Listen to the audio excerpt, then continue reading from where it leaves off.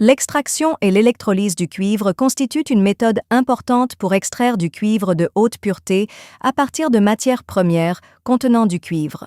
Ce procédé comprend principalement la lixiviation et la filtration, un système d'extraction, un système de lavage, un système de réextraction, un système électrolytique, ainsi qu'un système de transfert et de régénération.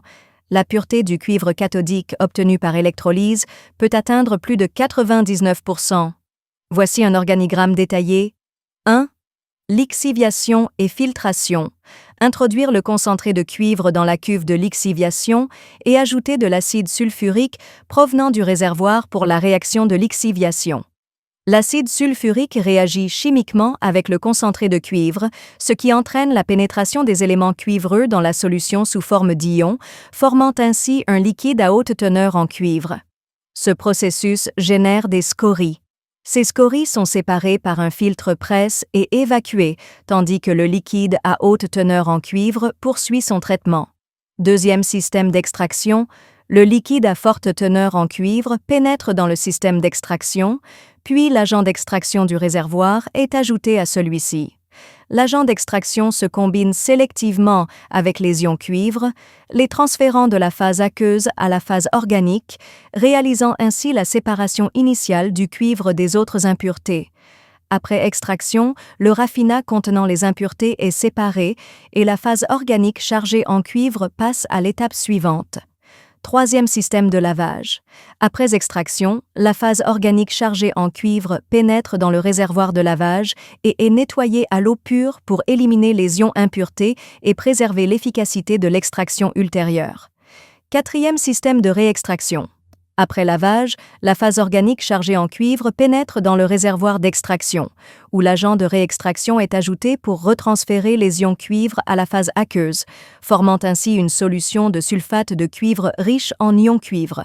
La phase organique après désextraction peut être recyclée vers le cylindre de stockage et transportée vers le réservoir d'extraction pour être recyclée, tandis que la phase aqueuse contenant du cuivre s'écoule vers le réservoir de circulation.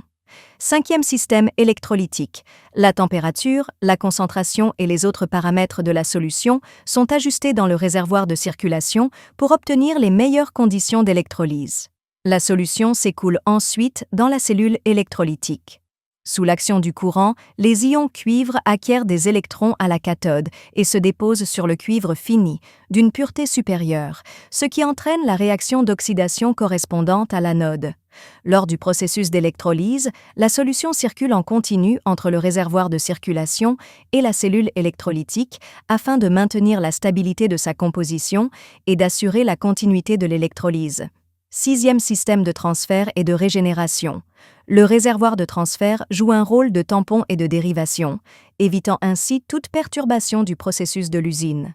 Les déchets liquides du réservoir de lavage s'écoulent vers le réservoir de transfert, puis retournent au réservoir de lavage après le réservoir d'eau de recyclage.